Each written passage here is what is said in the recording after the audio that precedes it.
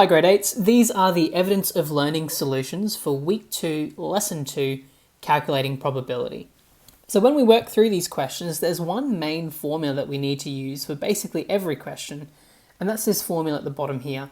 The probability of an event equals the number of favourable outcomes divided by the number of possible outcomes. That is the main probability formula that you will use in every probability question on the exam and in most of these lessons as well. So let's look at question 1. The numbers 1 to 10 are written on cards. A card is chosen at random. Show all of your setting out and working to find the following probabilities. So question A, find the probability of a 7 or a 9 being drawn. So we have 10 cards.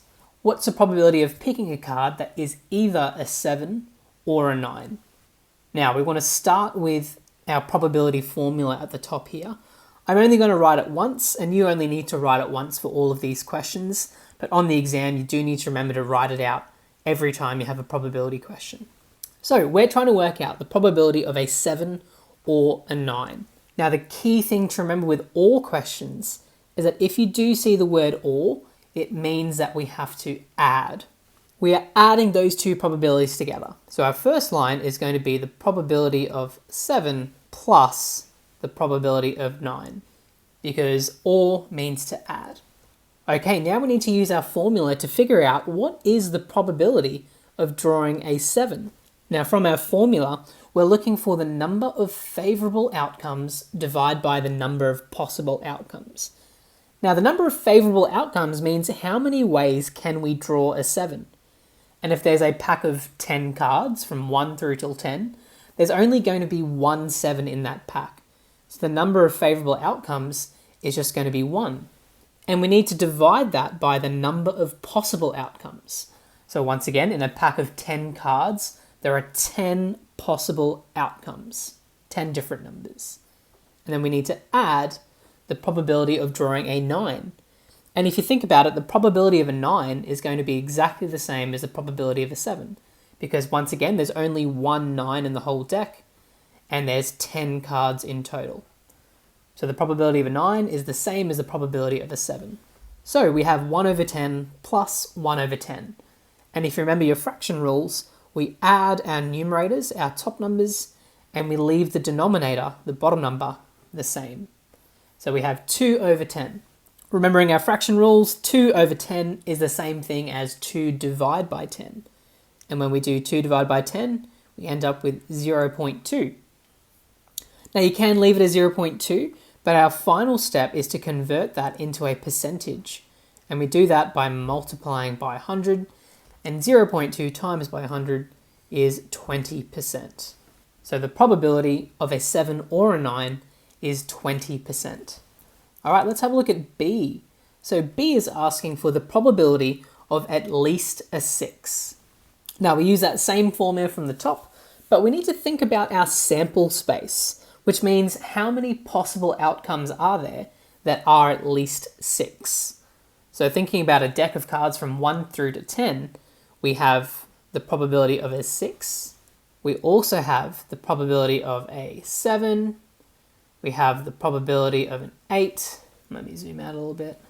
You've also got the probability of a 9, and you have the probability of a 10.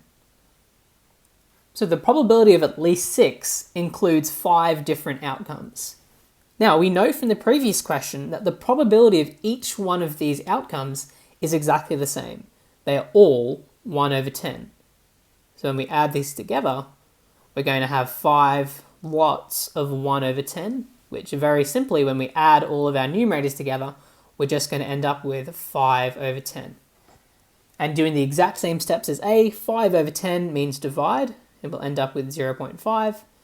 And then finally, when we times by 100, we end up with 50%. That's how we do question B. Pretty much the same as question A, but we needed to work out the sample space in the beginning and figure out that 6, 7, 8, 9, and 10 are all at least 6. Okay, with question C, we're trying to work out the probability of a number greater than 5 and even.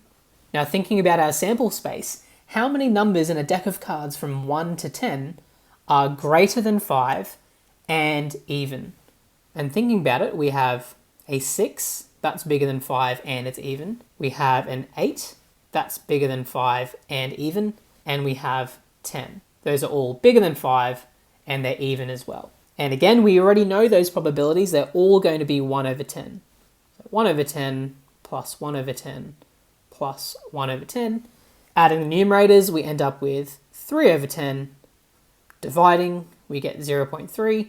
And then finally converting to a percentage, we get 30%. So once again, exactly the same steps. You just need to make sure you get the sample space correct in that very first line.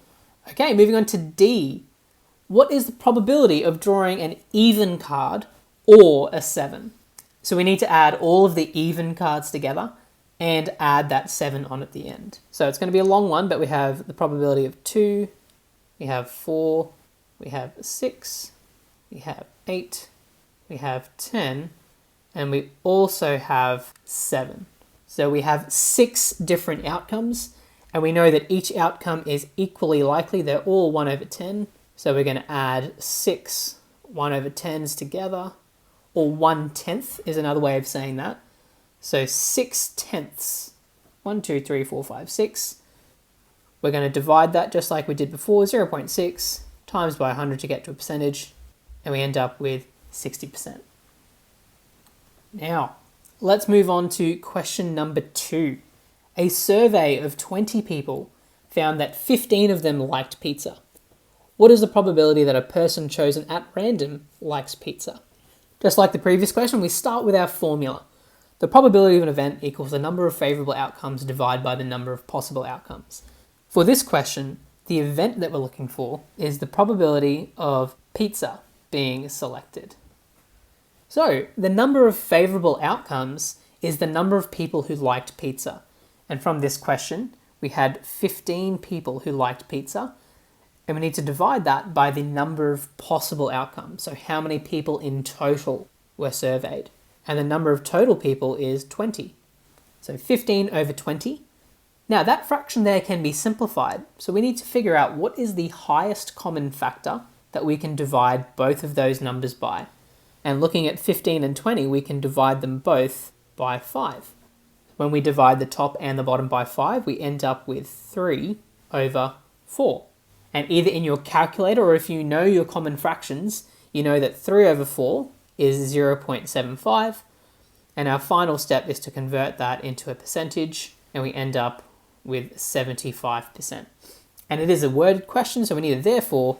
So therefore, the probability of a person at random liking pizza is 75%. Okay, and that is question 2. Let's move on now to our last question, question 3. Now, probably the easiest way to answer this question is to draw a spinner with 10 equal parts. Now, it doesn't have to be completely accurate, but as long as you have 10 equal-ish looking parts, you can split it up quite easily.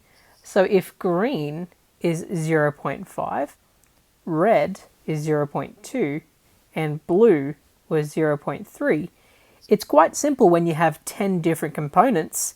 All you have to do is colour in 5 of these segments green, colour in 2 of your segments red, and colour in 3 of your segments blue. That way you have exactly 50% green, 20% red, and 30% blue.